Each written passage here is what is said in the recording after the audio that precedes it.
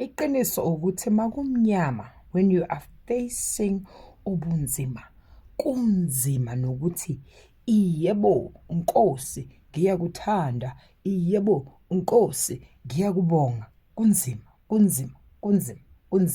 Kunzima. Akukho nzima because of you don't believe that God is going to do the things for you.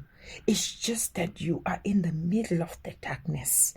And vele ngaphakathi lokho luyakhuleka, lokho luyanxusa, uyasho ukuthi Nkosi, ngoba lezi zimo ezinzima zinokusifikela in a way that asakwazi manje ukuphimisela ngemilomo yethu, asakwazi ukukhuluma ngemilomo yethu ukuthi Nkosi, ngoba kusuke sekushubile ke manje, kusuke sekunzima ke manje. Kanti yilapho inkosi ifuna ukuthi umemeze noma ungalasi kusasa, umemeze ngathi uyayibona, umemeze ngathi uyasangana. Abantu bacabanga ukuthi uyasangana, kanti no, you are just exercising your faith, you are just calling upon him. Because if thingikutshela, umkhuleko uguqula izimo, and umkhuleko every day with consistency ulokukhuleka,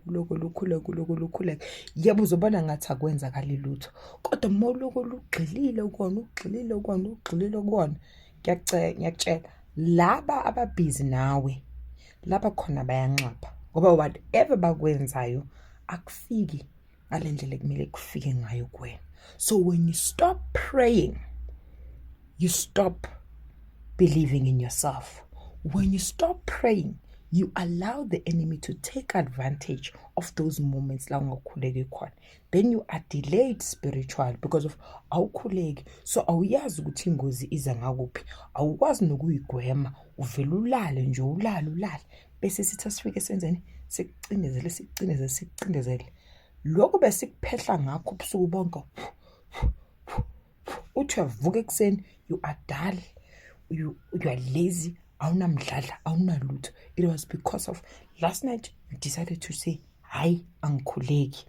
More days awukhuleki, isitha siyazenzela la kuwena, ngoba thina abanye bethu la ngaphandle siphiwa amandla womkhuleko, ngoba sithi masiguqa, sikhuleka, siphula yonke into, sihlakaza yonke into. So chances are you're one of those people who need to stay prayerful so that uxoshe for good umoya emubi.